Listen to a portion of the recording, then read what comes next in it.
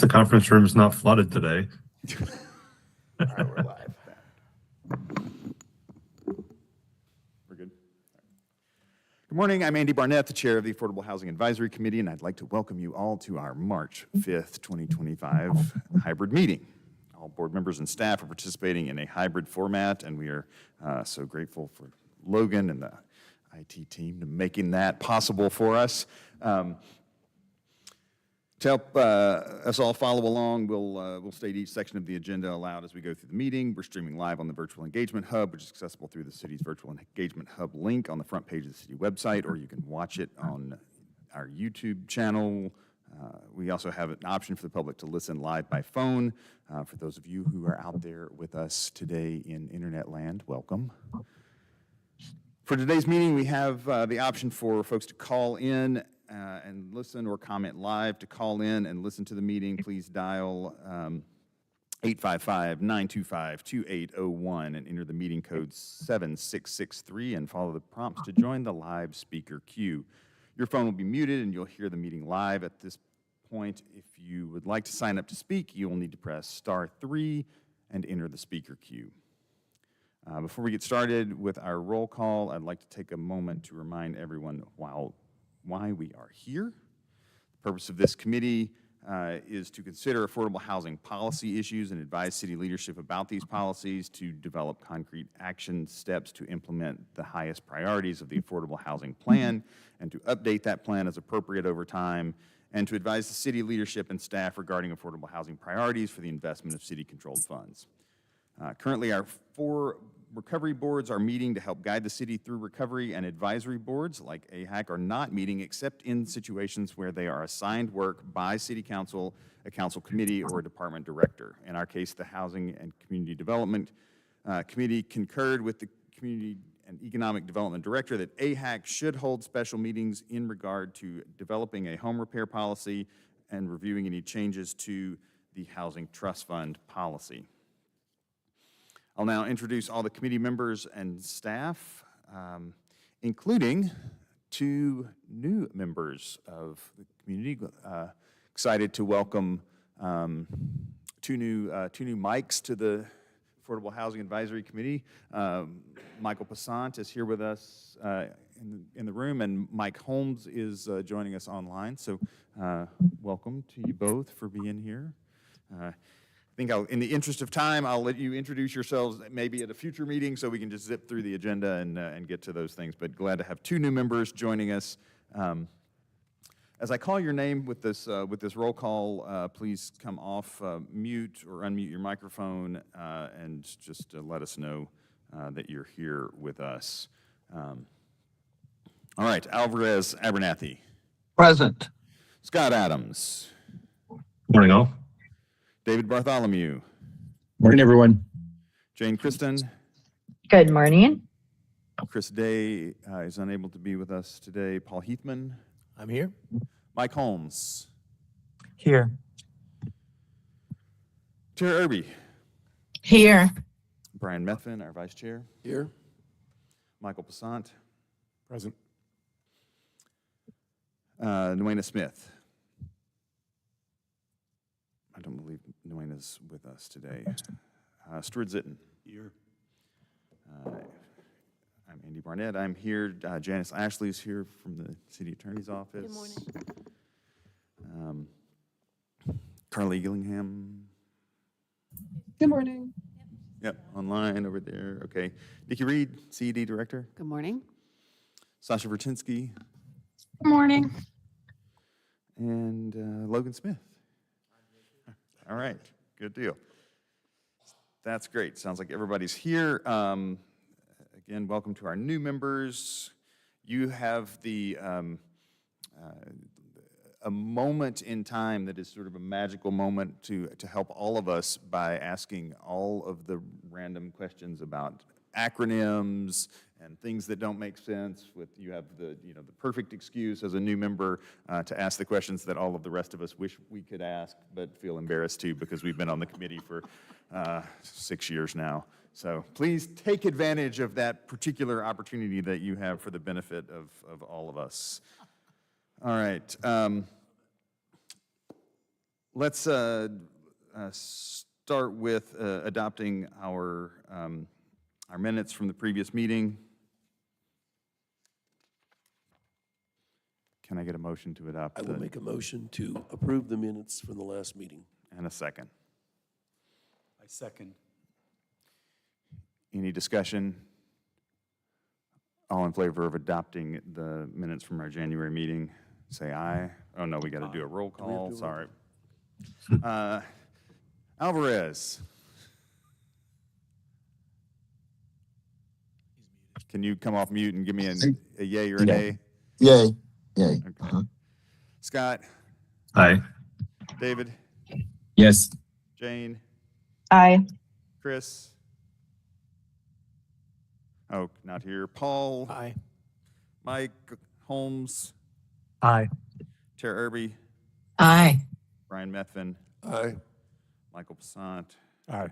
Dwayne Smith is not here with us. Stewart, Aye. and I'm an aye as well. All right, the minutes pass. Okay.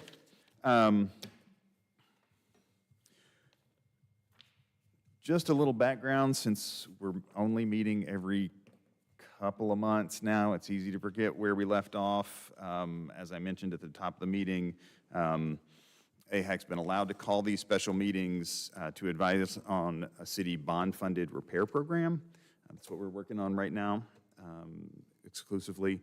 The repair program fits two of our big priorities of the housing plan, so it fits that, piece of work that we described in our charter of creating concrete action steps around the most important parts of the affordable housing plan. So we're focused, those priorities being supporting very low-income households and protecting against displacement.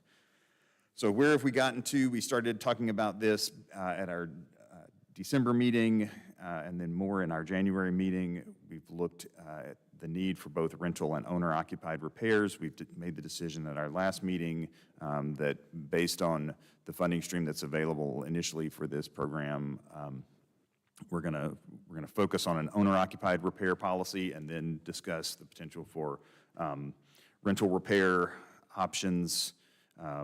At our last meeting, we reviewed, before our last meeting and then in the last meeting, we reviewed the guidelines of about 10 other repair funding programs that are currently or have been recently available in the city of Asheville, looking at best practices and potential barriers that exist in what's currently in the repair ecosystem.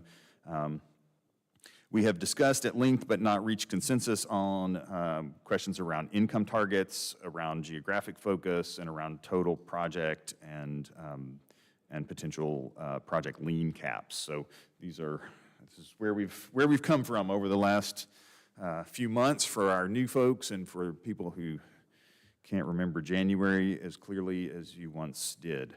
So today we have a couple of things on our agenda. We have some new data analysis that I'm going to share briefly. Ori Baber, who did this data work on our behalf, was unable to join us in person, but gave me his permission for me to walk through this with us so that we didn't have to wait and reschedule all of that. So you'll remember from our December and January meetings that the lack of data around the home repair need is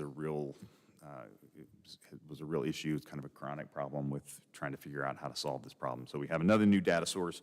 And then we also have representatives from several of our local repair agencies that are using the existing streams of funding that are available for repair work to do the same kinds of things that we're looking at with this policy. That was another request from the committee, that we have some folks come in and tell us what works and what doesn't work and what the need is as they see it. So we'll get through those things, and then I'd really like us to spend some time trying to come to consensus around some of those remaining policy elements so that we can, so that staff can incorporate them into a final policy before in time for our next meeting in May. So is that everybody good with that as the roadmap? Okay. So I'm going to jump in. In December, we looked at some data around the home repair need that was based off of the American Housing Survey data, which looks at the prevalence of housing inadequacy at a national scale.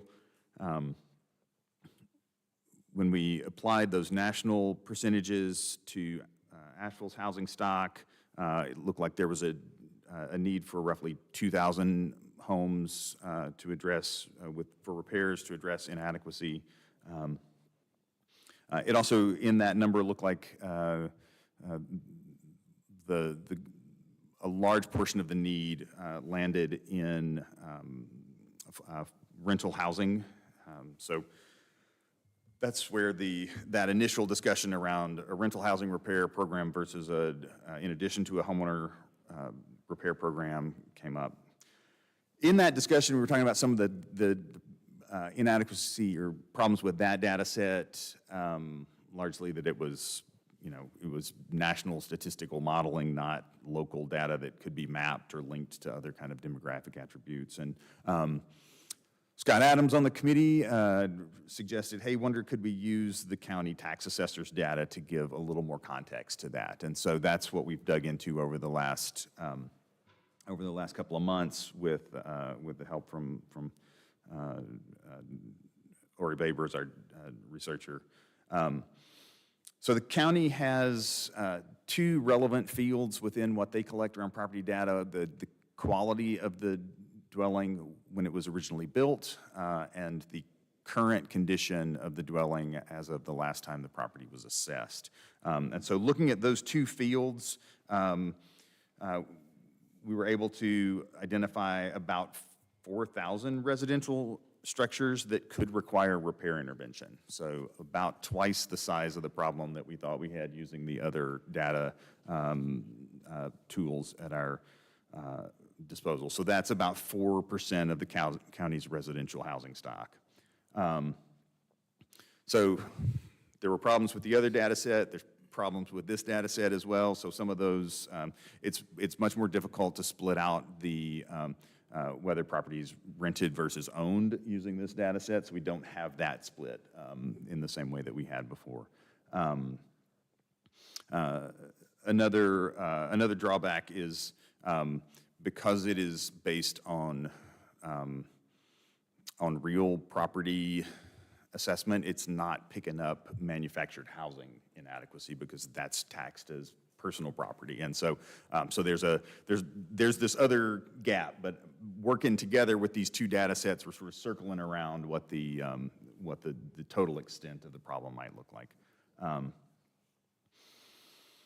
What we found looking at this, in addition to just the total scale of the problem, is that most of the homes that are showing a potential repair need in this data set, they were kind of modest to low original construction quality. So you can think homes in some of our older working class neighborhoods, and then that are currently in fair, poor, or unsound condition in that conditions field.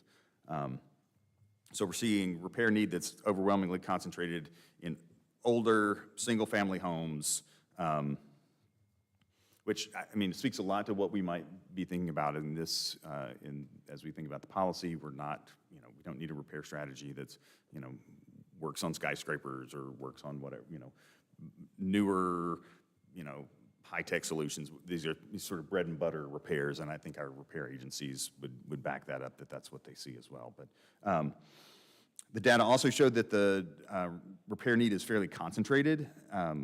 So 3 neighborhoods account for over a quarter of the candidate properties in this analysis.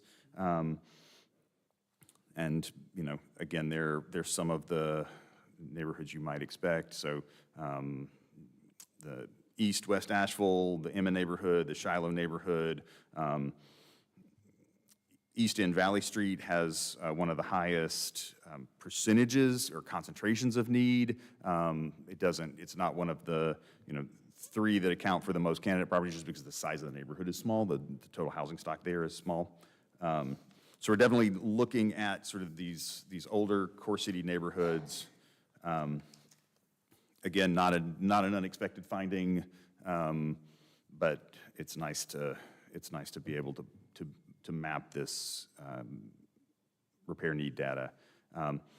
Another really strong finding when we looked at the correlation between repair need and people in the property tax records who had applied for the elderly property tax exemption.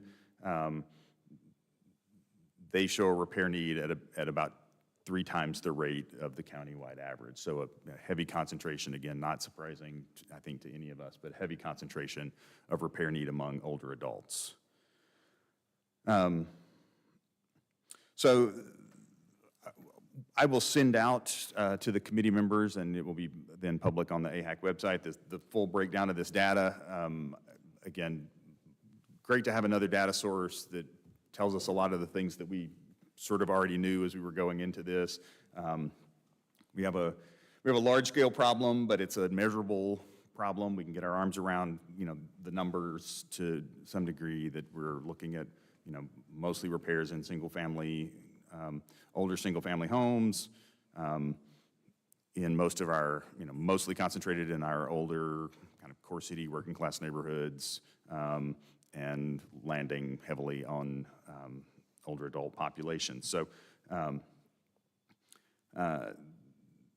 that is, and then of course, the gaps in this data, kind of figuring out exactly how the manufactured home scope potentially adds to this. I think the other big observation, it probably goes without saying, we're working with about $1 million program allocation from the bond,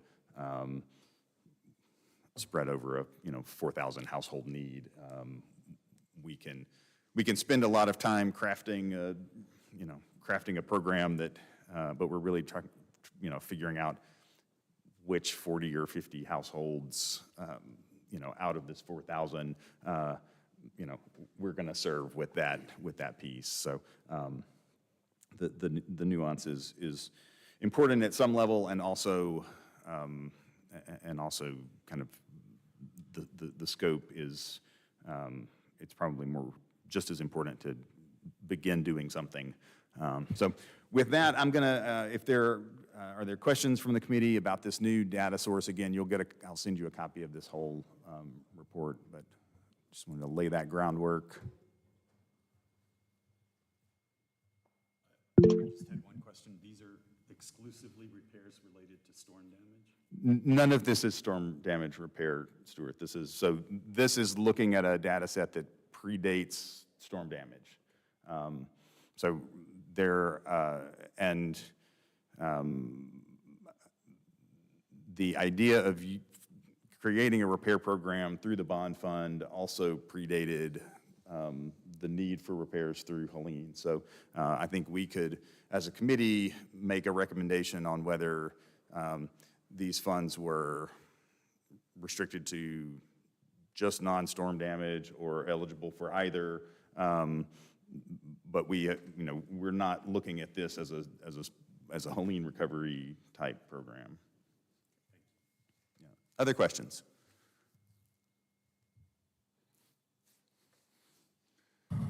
This is Scott. Just put my hand down. So yeah, Andy, thanks so much for giving an overview of this. And yeah, as I'd mentioned previously, I've been looking at the tax parcel data for an unrelated, yet somewhat related project for my work. And it's interesting, particularly, basically, if you go on Buncombe County GIS and pull the record for wherever you live, there's a link to the property card, and that's all the tax information. Interestingly, I was just looking at my house, which was built a long time ago in 2022. So it's only 4 years old, and the condition is already rated as normal, not good or renovated. So I think it's, and I'll mention I got my reassessment notice, and the 64% jump in value that's eye-opening. So I think it's interesting, definitely looking at, the kind of the relationship between the original quality of how something was built and the yeah, the nuance of you could build something of low quality, but maintain it well and hold on to that versus build it well and not maintain it. Definitely condition is a good sort of indicator species of, what's potentially needed. And another nugget that's in there in the, I can't remember if it's in the base parcel level data or the supplementary table, is the HVAC type on a house or unit. So basically it's, you can see the categorized as heat, no AC, heat, AC, different things like that. And something that I brought up at the last meeting, just kind of a question of curiosity, if we're trying to prioritize, how repairs are done, if we're kind of looking from a exterior in of, roof, gutters, I guess once you're inside or outside, either the, energy efficiency of insulation and or HVAC systems, I think are another consideration there. But I'm really just, in learning about all this and particularly talking to the service providers, just trying to get a better idea of the typology and the frequency of repairs that they see. I mean, my simple assumption is, start with the exterior of a building, i.e. roofs, walls, things like that, and work your way in. But it's definitely it's fascinating looking through the data. Thanks, Scott, and thanks for the good idea to use this as a potential data source for this. Sure. Just one quick question. So you mentioned the 4,000 units. Those are all inside city limits? Yeah. Okay. Yeah. We did this on the county level, but that's the city piece of that. Again, it's a little bit, because we're looking at tax data, it's also hard to tease out, is it a vacant unit, is it an occupied unit? It's a little harder to do some of that than with the self-reported American Housing Survey data. Then on the flip side, that's self-reported data, and that has its own challenges. So we're never going to, short of driving around and saying that house, that house, that house, that house, we're probably never going to have, all the data that we want. But again, we're also, like, when we get to the point where everything's, we get that close to having the whole problem solved, we can drive around. So, For quick context, Brian, there's about 135,000 individual parcel records for the county, and there's about 35 and some change for the city. yeah. Any other questions? All right, well, thank you. We're going to turn now to, we have three guests from local repair programs. Kelvin Bonilla from Poder Emma is with us here, Jeffrey Barton from Mountain Housing Opportunities, and Joel Johnson from Asheville Area Habitat for Humanity. I'm going to invite each one of them to come up and share a little bit about their specific work, and then I thought I would open the floor to questions once all three of them have given us an introduction, so that we can you can get your questions answered from any or all of them. It feels like the most efficient way to go with that. So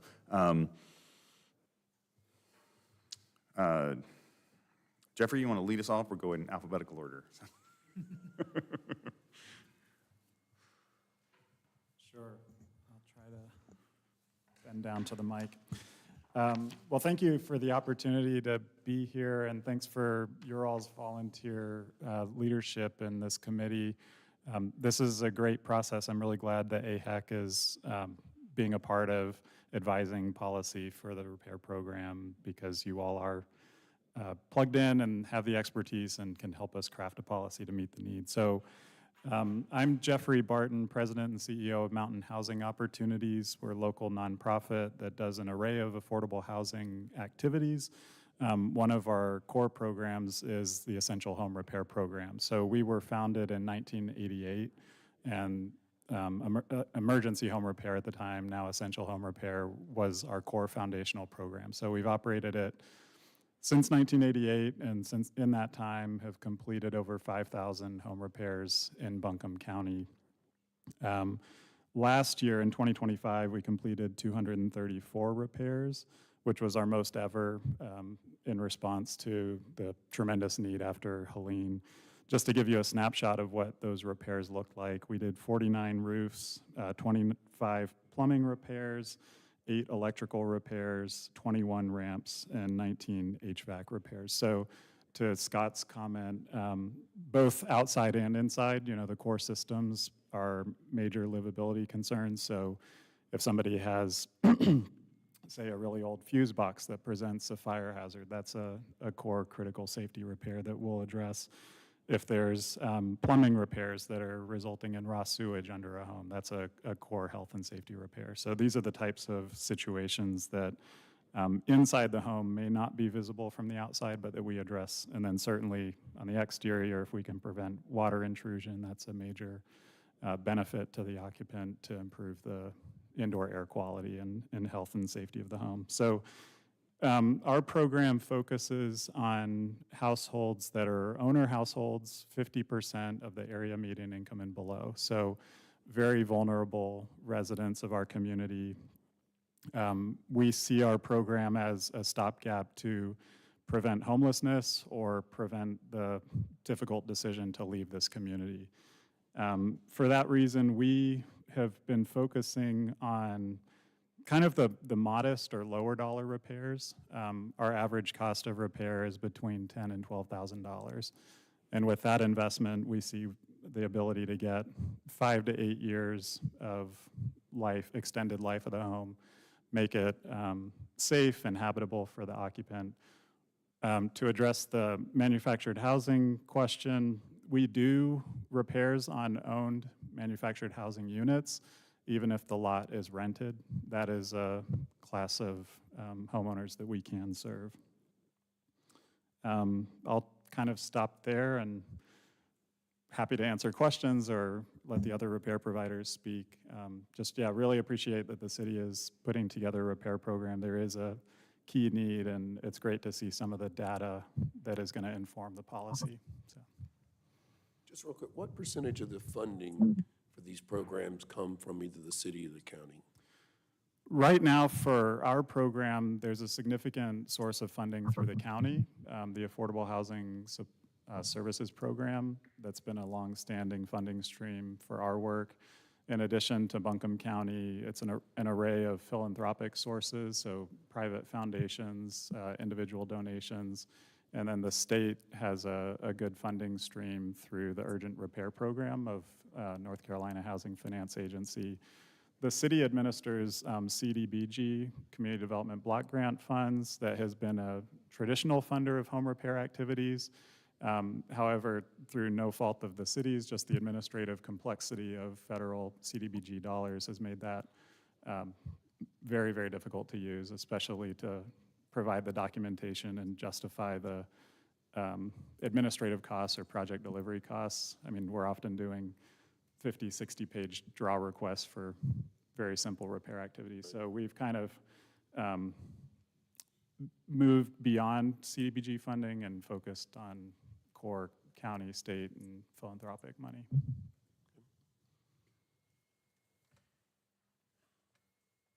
Any other questions? I have a Like I question. said, we'll come back and let you get your questions to everybody once we've had a chance to present.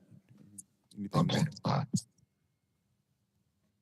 think we had one from the internet. Is there a question online? Go ahead. I can't see hands this time like I sometimes can.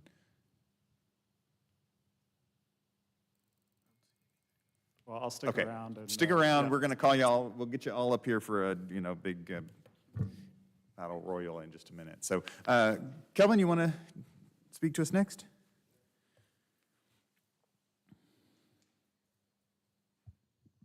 Good morning, everyone. Thank you all so much for having us here, and thank you for all the work that you are doing for our folks in our communities. My name is Kelvin Bonilla, and I'm the Home Repair Program Manager for Poderema. We are a local grassroots or nonprofit organization that is nested in the Emma community, and we serve the Emma community and the Irwin community. Our primary focus is to prevent displacement and provide permanent affordable housing and provide economic development. So we do this by providing, we have housing co-ops where folks in the Emma community and the Irwin community are able to enter a mobile home park where they are able to purchase part of the land, because a lot of times people who live in mobile home parks might own their homes, but they don't own the land. And so sometimes if the owner of the park wants to sell the park, one or two things will probably happen, which is they will either get displaced by a higher rent, or they will just get displaced because they're not, the developer wants to just completely destroy all the mobile homes and put a big condo in its place. And so we created this mobile home park co-ops. We currently have 4. We recently purchased a new one, and we are in development of a 6 mobile home park that it's gonna have 38 new units that are going to be permanently affordable. People in those communities also become part of our maintenance crews, and so our home repair program actually hires people from those communities to work in the community. And so we use the home repair program as a displacement strategy to stop displacement. We started the program back in 2021 with a small grant from Dogwood and Buncombe County. And after the storm, thanks to our collaboration with Archer, which I'll let Joel talk a little more about that, but it's a coalition of multiple organizations. We are not able to go into people's homes and do a lot more than what we used to do because our grants were so small. And now we are able to address everything from the ceiling, from the roof, to ramps, to create all those situations for folks to live in a more dignified and affordable place. Yeah. Any questions? Great. Questions for Kelvin?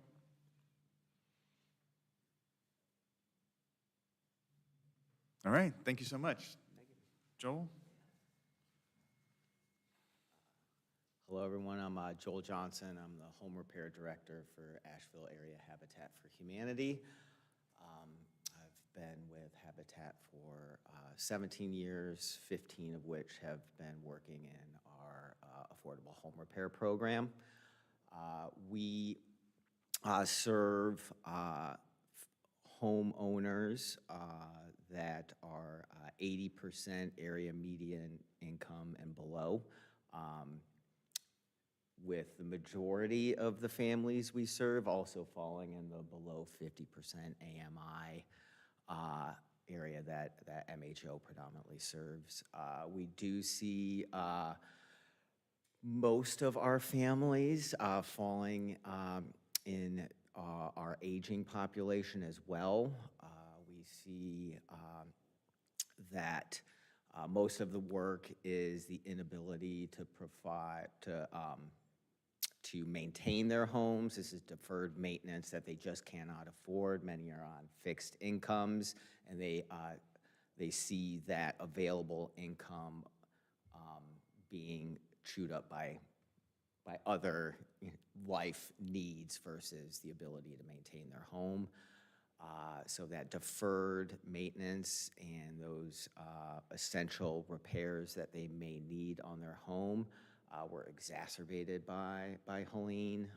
So even if it may not be a direct, hit for flood, tree, when a lot of those homes were just not able to withstand the level of the storm that we just saw. We have strived to increase the number of families that we serve each year that we've had the program. We have a goal of serving 100 families this next year with our traditional non-disaster repair. We have also increased the dollar amount per home on each home as far as our internal policy year over year. So we're looking at increasing our impact per home while also increasing the number of homes that we serve. We also layer a variety of funds for our program. We have the government sources, community, foundation sources, private donations as well. We complete our repair projects by using local community subcontractors that will do our work that are approved for our program.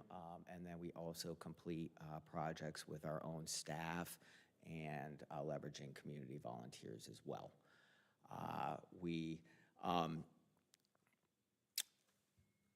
try to triage our repairs for those most important essential repairs that this family may need. You know, just like Jeffrey had mentioned with MHO, we are looking at, you know, what are the essential safety repairs that this family may need. You know, ingress, egress, safely moving about the home, heating and cooling, roofing,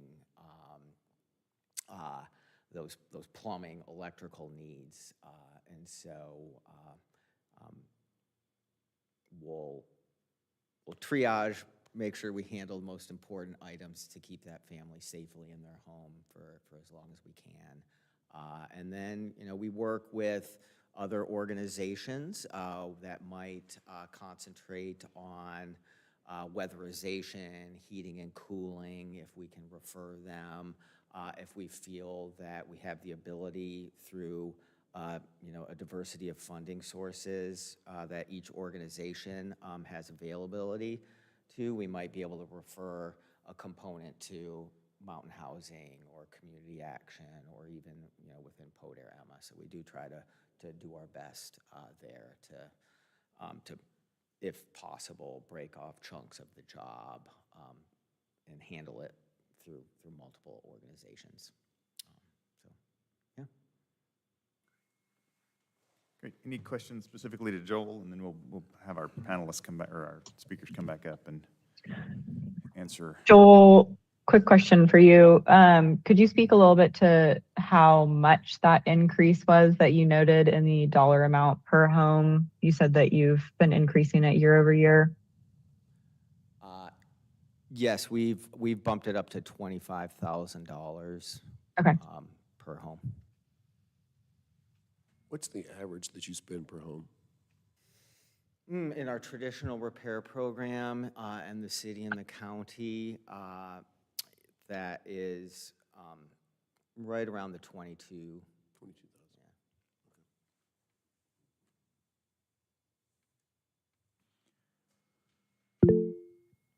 All right, well, how about Sasha?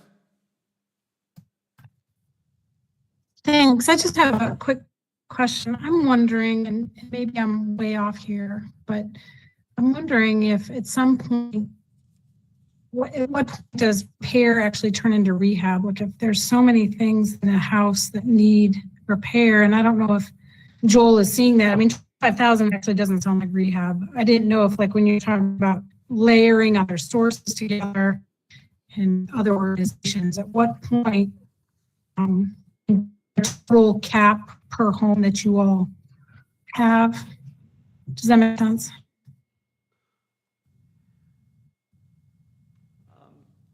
Yeah, it's a great question. In many cases where we can't tackle all what we feel are needed repairs to the home within a contract that fits within our program parameters, we do have the ability for a homeowner to reapply. And it's a great question on rehab versus repair. There are certain instances where we have had to turn a homeowner down because of the condition of the home was too much to actually repair as far as our program goes. And we do not have a rehabilitation program. I don't know if that really answers the question. It sounds like there isn't a hard Thank dollar you. amount that's, beyond this. It's it's not cost reasonable to do the project. Right.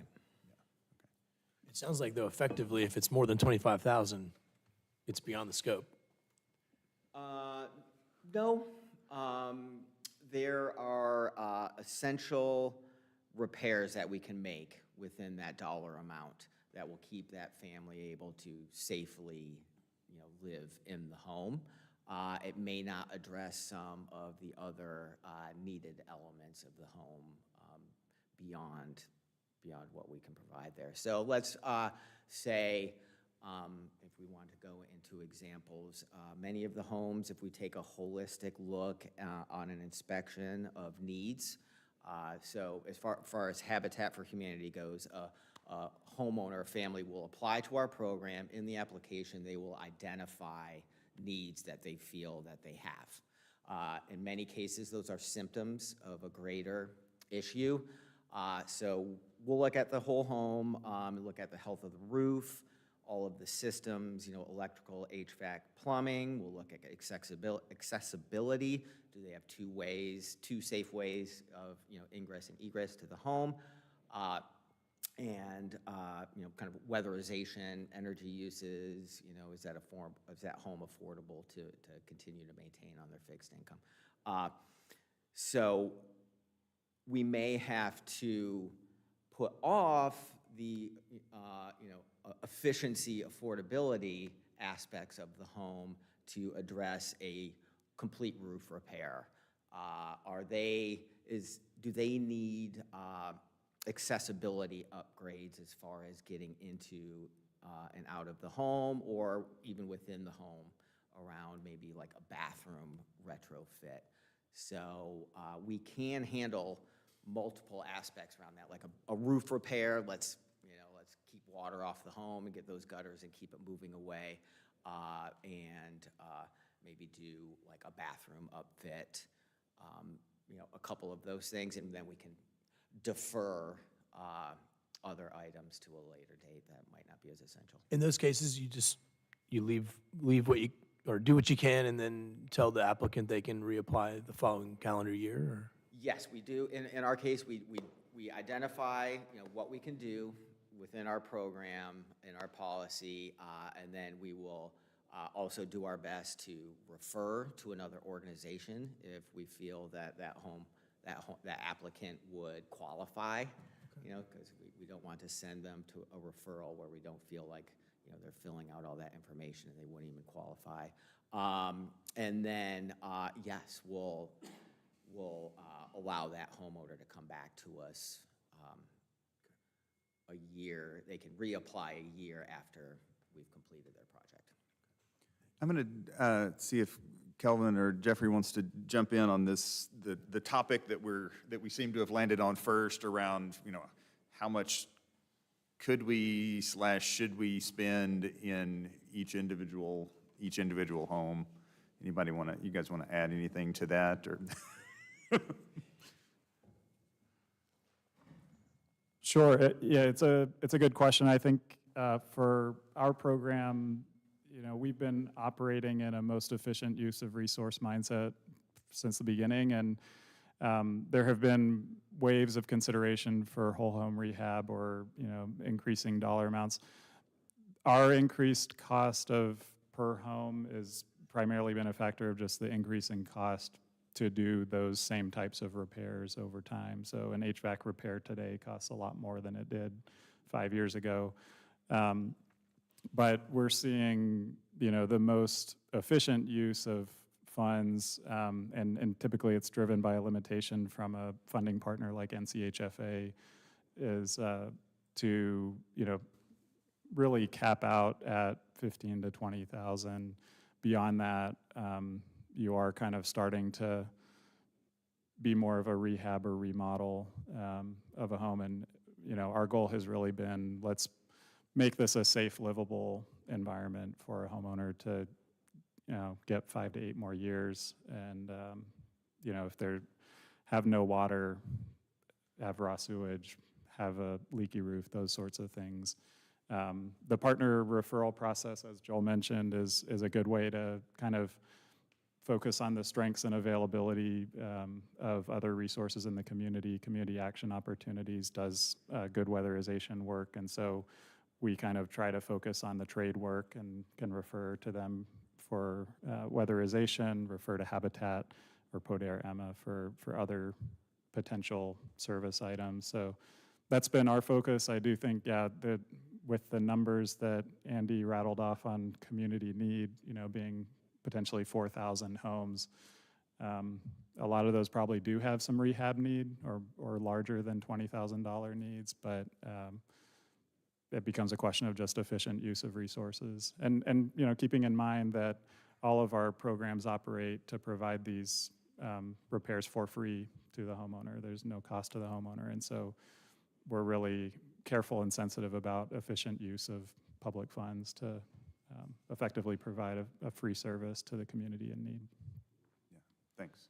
I think the committee has grappled a lot over the last couple of meetings on this topic about you know, how many families we can serve in the community versus like making it efficient for providers to, you know, complete a project, you know, when you're there, rather than having to, you know, layer different funding streams and do this sort of cross-referral navigation that you're describing. That feels like a kind of an inefficient way to get a project done versus just having a higher project cap. And so as we've been going back and forth on that, and I hear your point around efficient use of funds. What, like, but is that actually efficient if we're just passing that burden on to you to have to manage multiple different funding streams and multiple different programs to get one project complete? So I appreciate your input on all of that.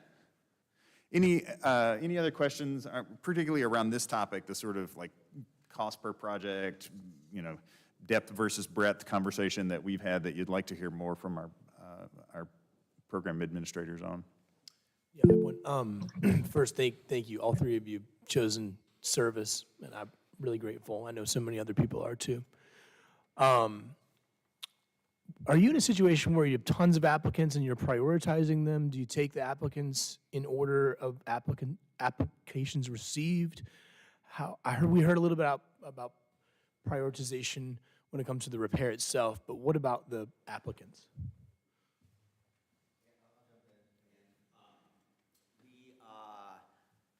Currently in what we call our traditional home repair program, non-disaster repair program, we, Asheville Habitat, are carrying about 140 families currently on our wait list, waiting to be served. And we do our best to try to do it in a kind of a first in, first out. There are factors that change that cadence, one of which is the funding source available to that family. So this is at the Buncombe County, so this is county and city. So that's a funding source available to serve that family. In our case, if we are using our staff and volunteers for that, versus if it is just like a roof that we'd use a subcontractor, we can shoot that family forward. So just to kind of enlighten where we're at right now, Habitat uses CDBG funds and then some other private and community funds to serve the city of Asheville. Right now, if the families that we're trying to serve in the city of Asheville with CDBG funds are waiting and they're getting leapfrogged by folks in the county because we cannot get them through the approval process at the state level. The state is overwhelmed in that capacity with, Helene and the CDBG DR, funding that also has to go into that State Historic Preservation Office and through that environmental review process. But I think we all try to serve families, as they come to us, and then we, make decisions moving those families around based on a number of different factors. I don't know if you want to speak additionally. Yeah, sure. To add to what Joel said, we typically operate on a first come, first served basis. The only exceptions would be if there's really critical health and safety needs in the home. You know, an example would be no heat in the wintertime. So, you know, if we have a client that needs an HVAC replacement and it's getting to be November, that's the beauty of having programs that operate with different funding streams, is we know we're not going to put them through the CDBG process because we can't really guarantee when we'd be able to serve them.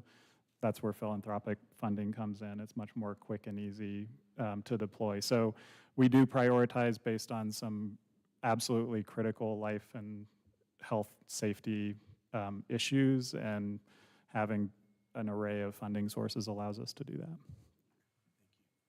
I'm hearing something as we're thinking about our, designing and advising on this policy. Kevin, I'll just add, I'm hearing from both of you, the administrative burden on the funding really makes a big difference to your ability to serve critical situations quickly. So just maybe a cautionary tale to all of us as we design this policy or advise on this policy design, that we bear in mind the level of headache that we put on the program administrators to keep it, to get to the funds versus getting to the client. So Kelvin, sorry, I didn't mean to cut you off, but.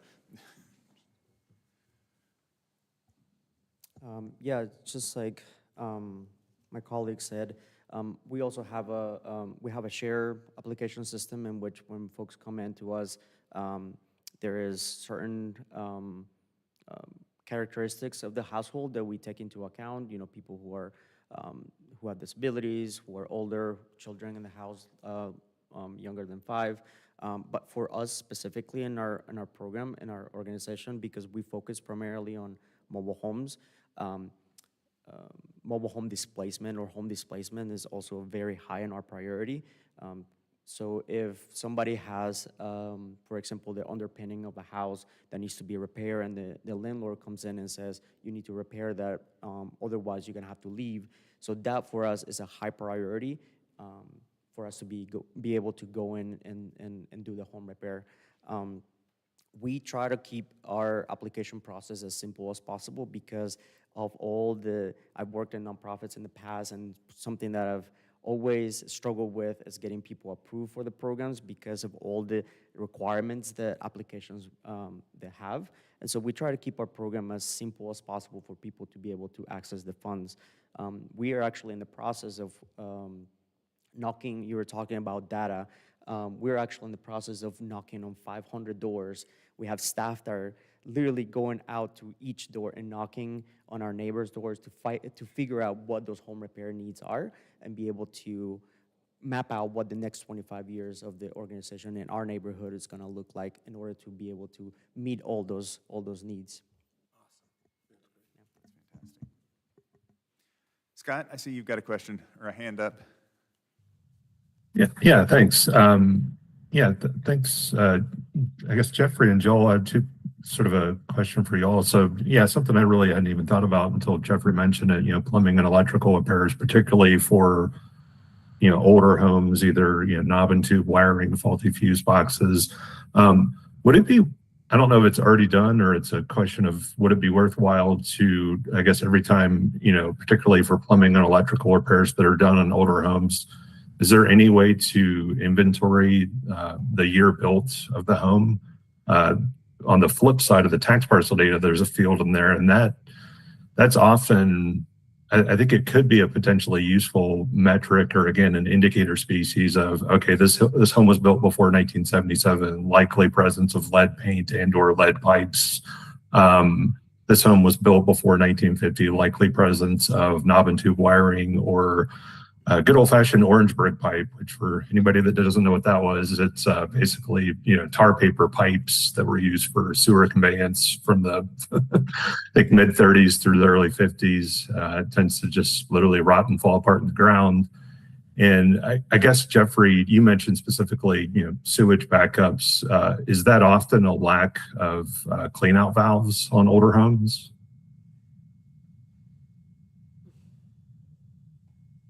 Yes, and you'd just be surprised all of the patchwork fixes over the years that we've encountered. I'm sure all of our organizations, it's kind of shocking to see what has been scabbed together, sometimes with good intention, or you know, a handy neighbor who has come and pitched in.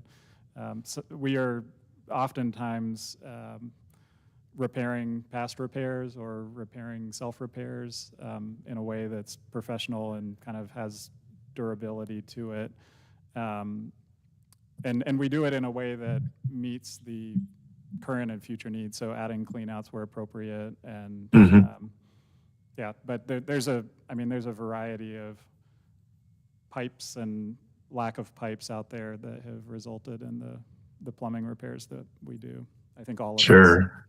And from a data collection standpoint, do you think it'd be, I don't know if it's ever been done or if it would be a worthwhile effort to try and get a running inventory of type of either electrical or plumbing repair done indexed to year builds?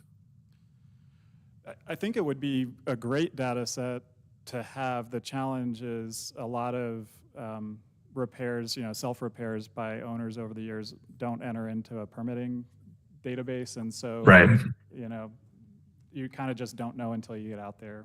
I think at least as a starting point, that would be helpful data to at least track and collect to inform community need. Thanks. Jane? Two other questions. One, I think we've spoken about this previously in our last discussion. Could we leverage the housing provider waitlists from MHO, Habitat, and Poder Emma to deploy some of these funds? Like, is that possible as we're structuring this policy and recommendation? And I guess I'll pause there for the group just to respond.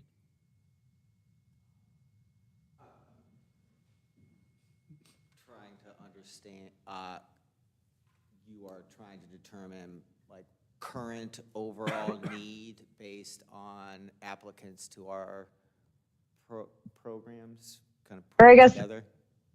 Yeah, this might be a little bit more for the AHAC group, but just thinking about how you had mentioned, you know, Habitat has a wait list of 140 people, and there are other wait lists within these housing provider groups. Could we leverage those existing wait lists and applications as a consideration for how to deploy these funds as we're structuring the program? Yeah, Jane, I think one of the thoughts would be that the funding in this program would flow through these agencies or similar agencies as subgrantees. So we technically would go straight into their waiting list. I mean, we could obviously create a program that the city ran directly, but I don't know that there's a ton of appetite for that. I'm looking at Sasha to see if she's. So I think it's probably this policy gets implemented through these providers. Got it. And other similar providers in the community. Yeah. Okay, that was an assumption. You had another question? I know you've got to leave, and so I'm trying to give you the floor. Great. One more question, Kelvin. This is for you. You'd mentioned the knocking on doors. Just curious if you are planning to share kind of the data set that is compiled from that, just so that we have a more localized understanding of need in the community.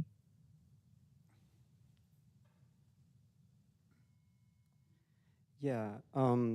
So the idea is that we're working on this 25-year plan to, like I said, to figure out what the needs are of the community.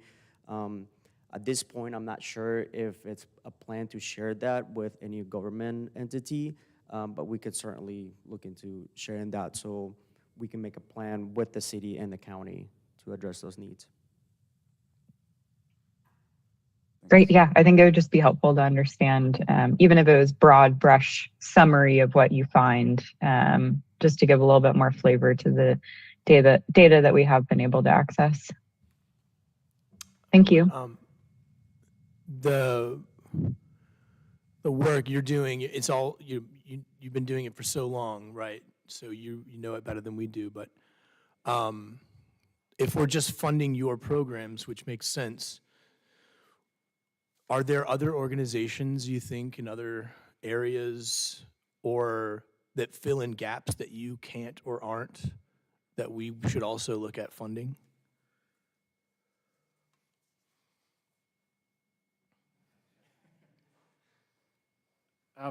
Yeah, it's a good question, and I think, you know, with any sort of local funding policy, it's important to have an open process, I think, for application and qualifications stated. We're in a unique moment where, you know, post-Helene, we had a tremendous number of groups come in specifically to deal with Helene repairs. We have a operationalized Renew NC program out of the state, and so there's a lot of other repair outfits that are here to address Helene-related repairs. That will then slowly kind of decline as those needs are met and those applicants for those programs are kind of served. So I don't know that I have the best answer. I think the organizations that are here kind of are in this community perpetually, and so we would likely apply to be subgrantees under a city home repair program. There may be others, and I think it is helpful to design it in a way to meet the needs and then let the providers come and, you know, cast a wider net if there's a broader catchment area. There is a lot of value. I can't remember if it was Joel or Kelvin mentioned the subcontractors and paid labor that we work with is all local. So I think that's a really helpful aspect of each of our programs, that we're deploying repair dollars to serve a community need and also providing, you know, economic activity within this community.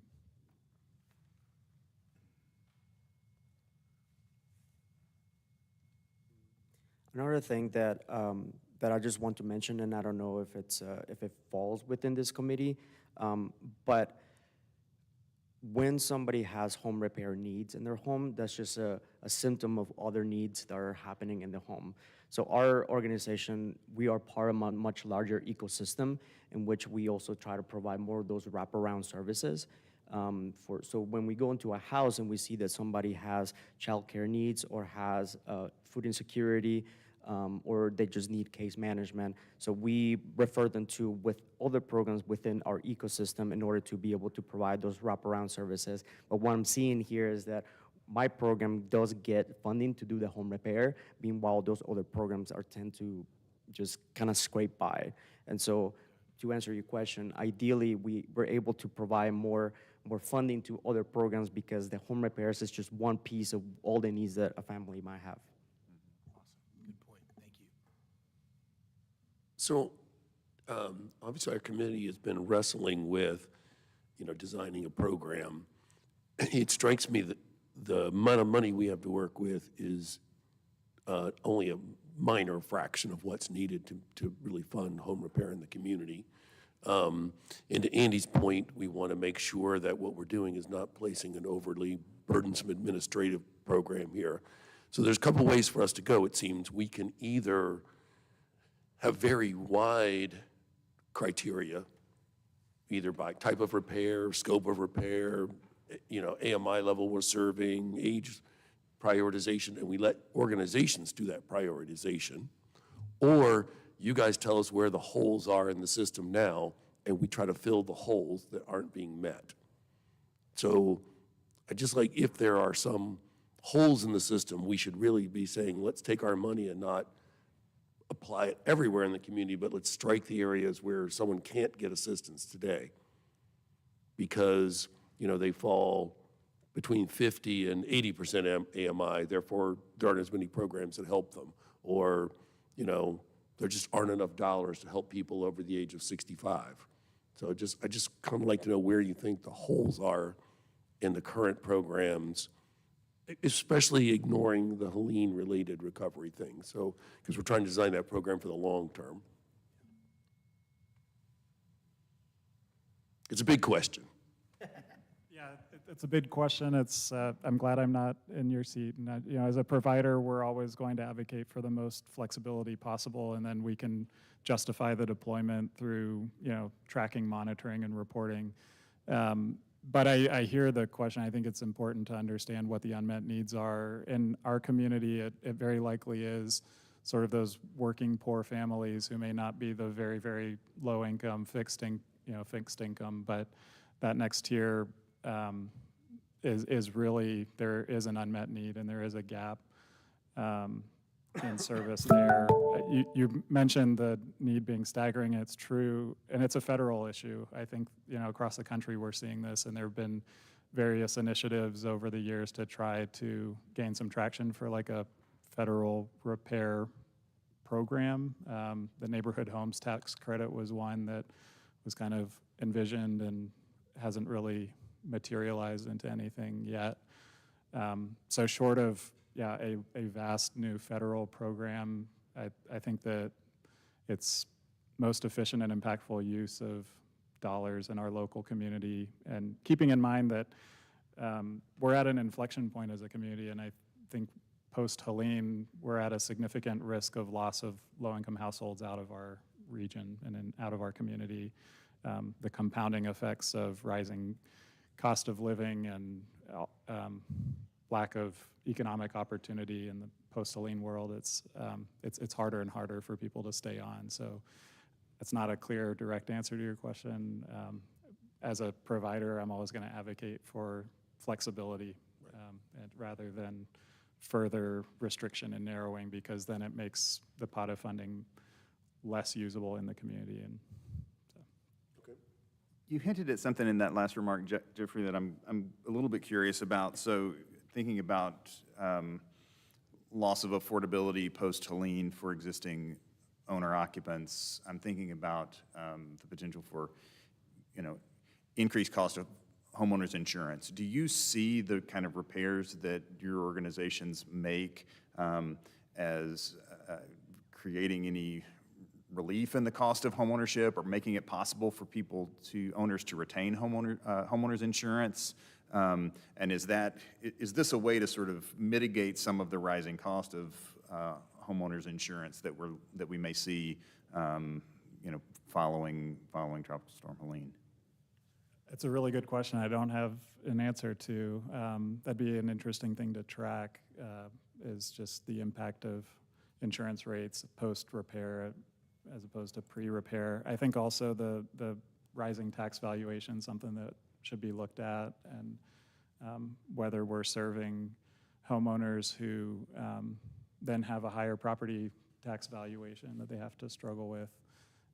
But maybe there's relief on that end too, if we're serving people who are able to avail themselves of some of the property tax relief programs. But no, I don't have we don't track that, and I'm struggling to figure out how we could, but it would be really helpful to wrestle with.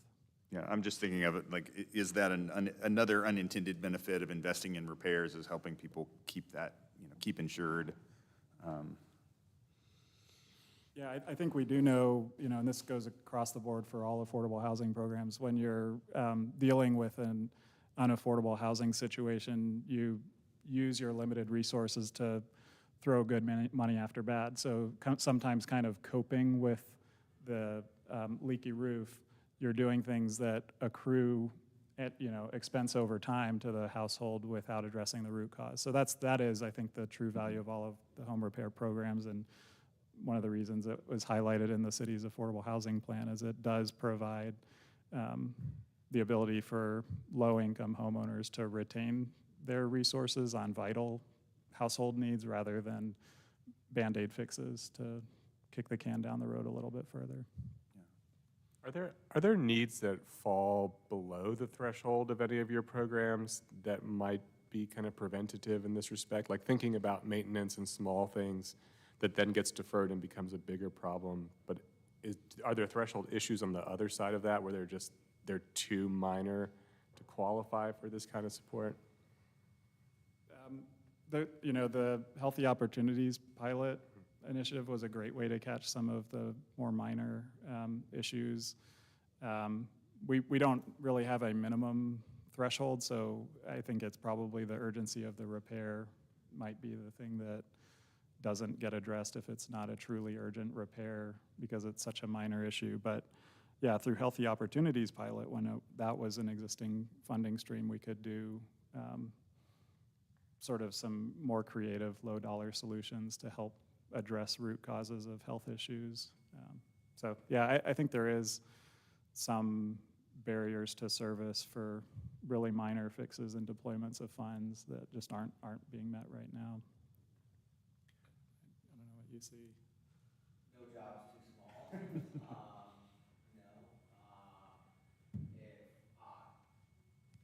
Can he come to the mic, please? No, we don't consider any job too small for what we do. If anything, it just opens itself up for us to use some more undesignated resources to quickly tackle that, outside of the burdensome CDBG process of documentation or things like that. But So I'm really sorry that we got such a late start today because this has been a really great conversation. I'm going to give us just one time because to get any last questions out there, and then we'll thank our panelists and wrap up. But particularly Alvarez, Tara, it's good to see you. There's several folks who hadn't, David, hadn't gotten your 2 cents in yet today. So if you've got a thought, we're gonna take kind of final last call on questions. I don't have any questions. A lot of good information for sure. Great. Be helpful in us considering our way forward.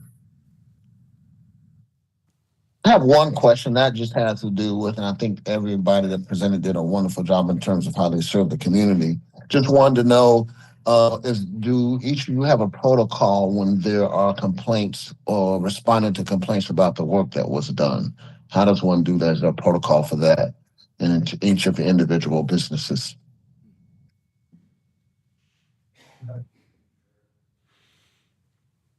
Yeah, absolutely.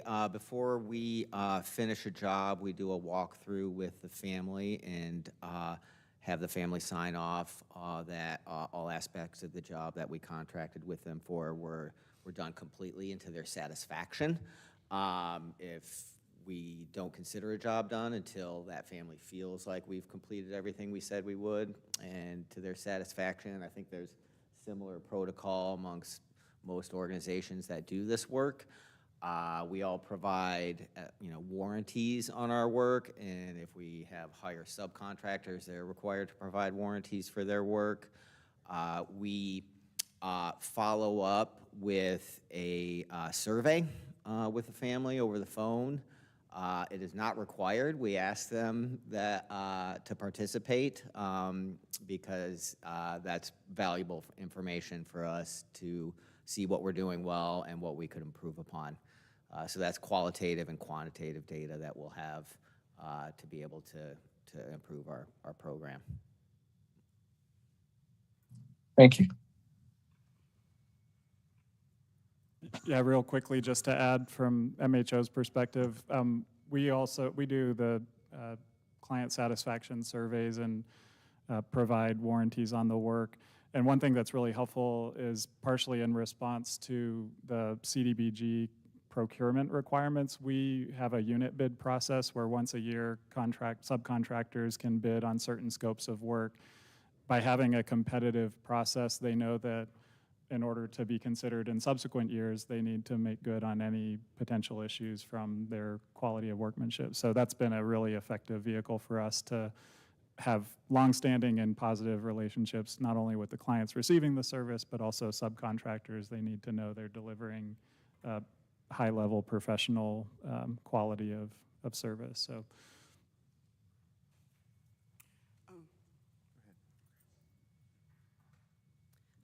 I will just say that we also have the same process as Habitat, where we go and do an exit interview with the family, and we do a follow-up after that.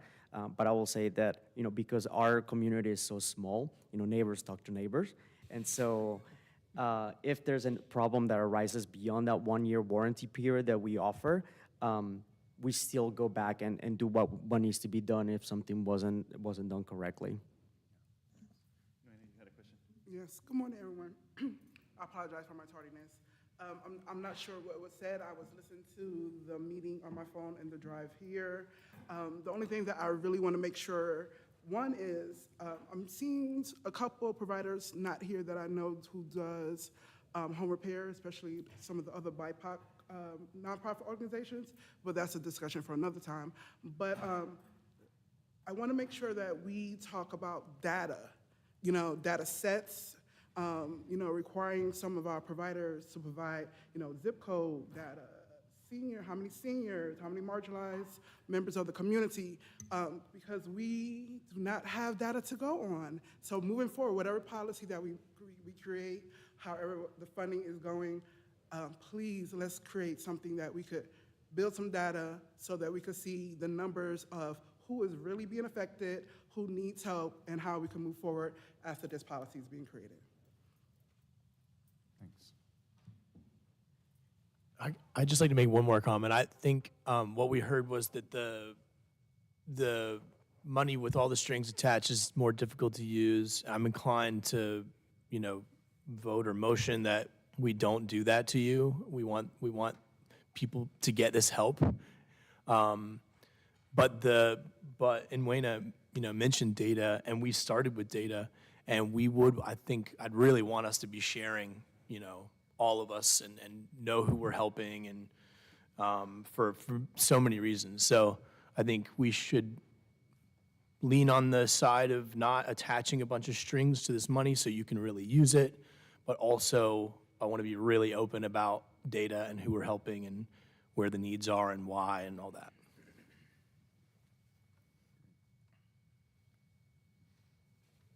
Well, thanks to the three of you for joining us this morning, and thanks to the committee.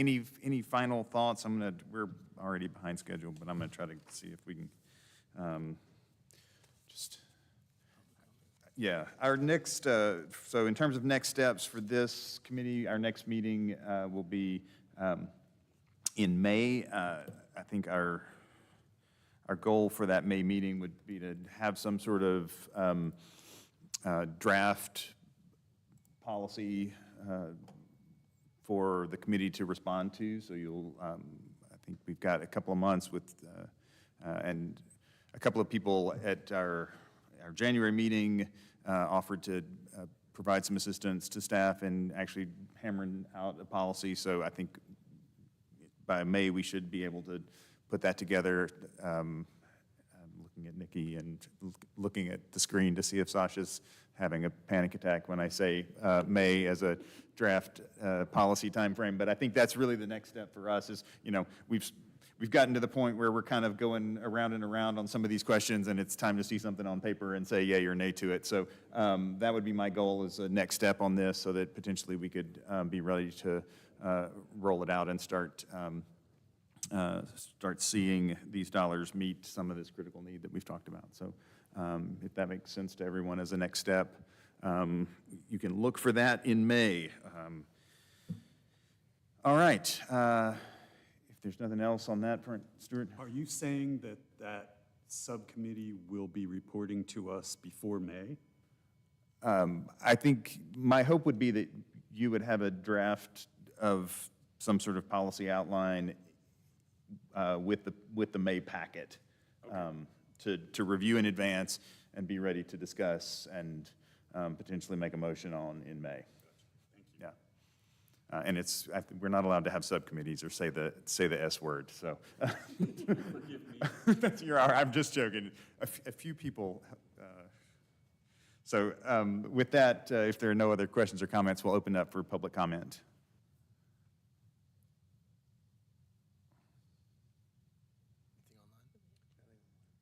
No public comment online, nothing on the.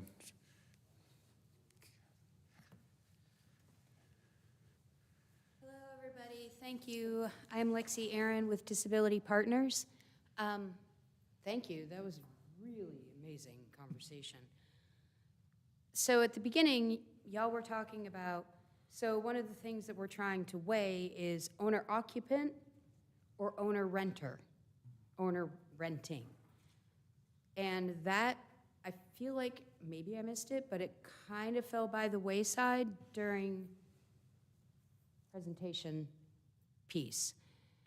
So I'm wondering how much with Habitat and with Mountain Housing Opportunities are y'all helping owner-occupant or owner who rents out the space? Because if it's truly you have to be an owner-occupant, then maybe a pocket of this terribly small amount of money that we're talking about, in reality, 4,000 in need versus 40 or 50 that might be able to be helped, that can't fall by the wayside. And I'm always supposed to gear this towards people with disabilities.